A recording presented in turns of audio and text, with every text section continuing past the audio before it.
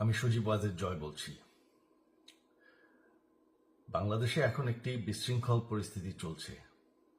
সারা দেশে আমাদের ভাঙচুর হচ্ছে, লুটপাট হচ্ছে। আমাদের শহরের বাইরে আমাদের নেতাকর্মী, আমাদের আওয়ামী লীগের নেতাকর্মীদের উপর হামলা চলছে, অনেকে হত্যা করা হয়েছে। এই পরিস্থিতিতে আমি বলতে চাই, আওয়ামী লীগ হচ্ছে বাংলাদেশের সবথেকে পুরাতন গণতান্ত্রিক এবং সবথেকে বড় দল। আওয়ামী লীগ কিন্তু মরে যায়নি। আওয়ামী লীগ এই দেশকে, বাংলাদেশকে স্বাধীন করেছে। আওয়ামী লীগকে শেষ করা সম্ভব না। আমরা বলেছিলাম যে আমার পরিবার আর রাজনীতি করবে না, তবে আমাদের নেতাকর্মীর উপর যেভাবে হামলা হচ্ছে, এই পরিস্থিতিতে আমরা হাল ছেড়ে দিতে পারি না।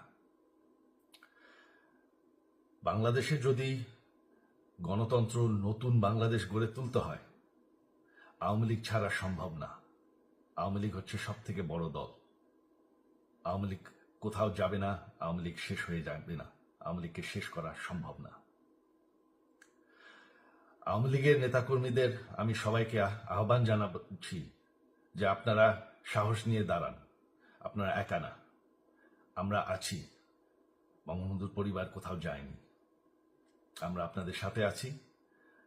দেশকে, আমাদের নেতাকর্মীদেরকে, আওয়ামী লীগকে রক্ষা করার জন্য যা প্রয়োজন আমরা করতে প্রস্তুত।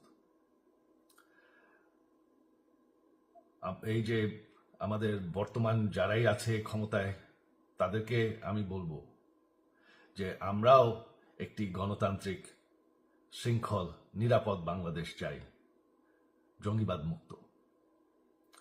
তার জন্য আমরা সবার সাথে আলোচনা করতে প্রস্তুত। শুধুমাত্র তারা যদি জঙ্গিবাদ এবং ভায়োলেন্স বাদ দেয়। শেখ হাসিনা মরে যাননি, আমরা কোথাও যাইনি। বাংলাদেশ আওয়ামী লীগ ছাড়া গণতন্ত্র, নির্বাচন সম্ভব না। এই বলে আমি আমার কথা শেষ করছি। জয় বাংলা।